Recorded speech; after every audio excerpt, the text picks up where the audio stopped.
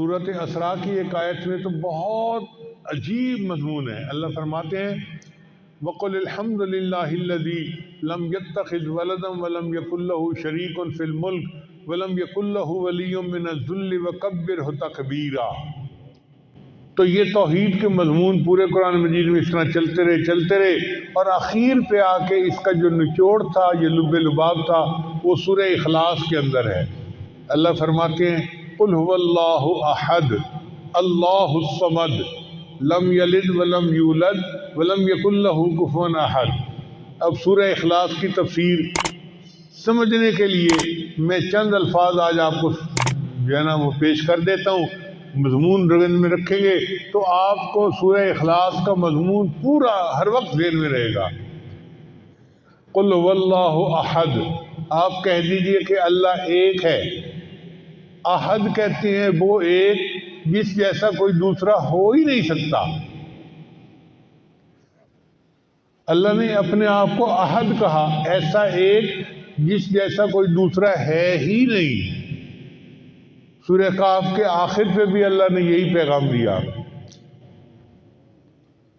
من کان یرجو لقاء ربہ فلیعمل عملا صالحا ولا یشرک بعبادت ربہ احدا. اللہ کی عبادت میں کسی ایک کو شریک نہ بنائے. تو اللہ احد ہے. احد کا کیا مطلب؟ وہ ایک جس جیسا کوئی دوسرا ہو ہی نہیں سکتا. یہ احد کا لفظ بڑا خاص ہے. پھر آگے فرمایا اللہ الصمد، اللہ نرادھار ہے. نرادھار کا کیا مطلب؟ کہ ساری مخلوق اللہ کی محتاج ہے، اللہ کسی کا محتاج نہیں ہے. اب یہ بات اپنی جگہ حقیقت ہے، ہم سب اللہ کے محتاج ہیں، اللہ کسی کا محتاج نہیں ہے. تو یہ دو آیتیں ہوئی. سمجھنے کے لیے اس کو یوں سمجھ لیجئے کہ پہلی آیت میں توحید وجودی ہے. یہ توحید وجودی صوفیاء والی نہیں ہے، بلکہ لفظ استعمال کیا جا رہا ہے اپنے سمجھنے کے لیے. قُلْ هُوَ اللَّهُ أَحَدٌ، یہ وجود کے بارے میں ہے کہ اللہ ایک ہے، اس جیسا کوئی ہے ہی نہیں. یہ توحید وجودی ہوئی. پھر اللہ الصمد، سب اللہ کے محتاج ہیں، اللہ کسی کا محتاج نہیں ہے. یہ توحید شہودی ہوئی. صوفیاء والی توحید شہودی نہیں. سمجھنے کے لیے ہم اس لفظ کو استعمال کر رہے ہیں. تو قُلْ هُوَ اللَّهُ أَحَدٌ اور اللہ الصمد، توحید وجودی، توحید شہودی. اور تیسرا ہے لم یلد ولم یولد، نہ اللہ نے کسی کو جنا، نہ اللہ کو کسی نے جنا. یہ توحید ذات ہے. نہ اللہ کی کوئی اولاد ہے، چونکہ مشرک جو تھے وہ اللہ کو تو مانتے تھے لیکن کہتے تھے کہ فرشتے اللہ کی بیٹیاں ہیں. عیسائی اللہ کو مانتے ہیں لیکن عیسیٰ علیہ السلام کو اللہ کا بیٹا مانتے ہیں، بی بی مریم کو اللہ کی بیوی مانتے ہیں. ہم کہتے ہیں نہیں، لم یلد ولم یولد، نہ اس نے کسی کو جنا نہ اس کو کسی نے جنا. اس کو توحید ذات کہتے ہیں. ایک ہی ہے اللہ. قُلْ هُوَ اللَّهُ أَحَدٌ اللہ الصمد، توحید وجودی، توحید شہودی. اور تیسری جو ہے وہ ہے توحید ذات. اور چوتھا ہے وَلَمْ يَكُنْ لَهُ كُفُوًا أَحَدٌ، اور اس کا کوئی کفو بھی نہیں ہے، ہمسر بھی نہیں ہے. صفات میں اس کی کوئی اس جیسی صفات رکھنے والا ہے ہی نہیں. یہ توحید صفات ہوئی. تو چار لفظ یاد رکھیں. پوری سورہ اخلاص کا مضمون آپ کو ہر وقت ذہن میں رہے گا.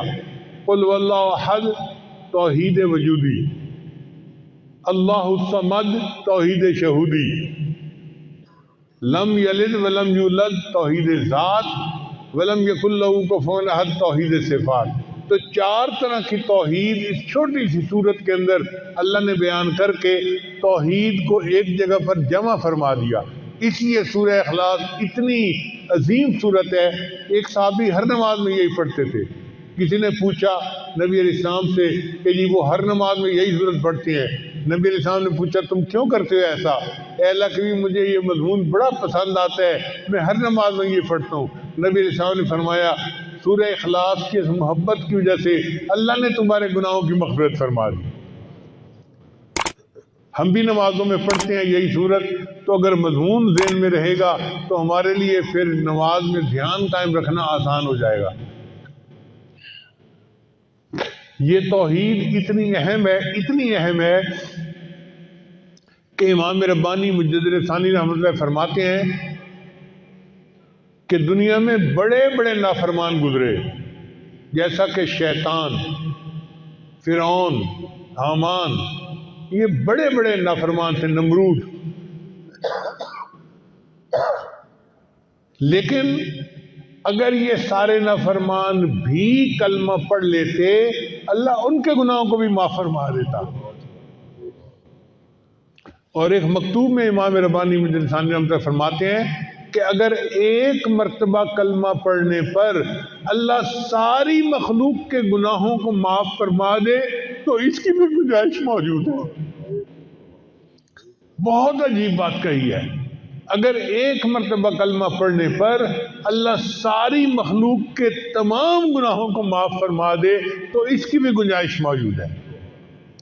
اللہ اکبر کبیرہ، یہ کلمہ اتنا عظیم ہے، اس لیے وقتاً فوقتاً لا الہ الا اللہ، لا الہ الا اللہ، اس کا ذکر کرتے رہا کرے، چلتے پھرتے لیٹے بیٹھے، جب بھی فارغ ہوں، بجائے موسیقی سننے کے یا ادھر ادھر مصروف رہنے کے لا الہ الا اللہ کی ضربیں لگائے۔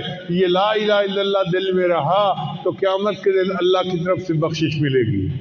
اللہ تعالیٰ ہمیں توحید پہ زندہ رکھے، پوری زندگی گزارنے کی توفیق عطا فرمائے، اور توحید کے اوپر اللہ ہمیں موت عطا فرمائے، اور قیامت کے دن توحید کا سرمایہ لے کر اللہ کے سامنے کھڑے ہونے کی توفیق عطا فرمائے۔ وآخر دعوانا ان الحمد للہ رب العالمین۔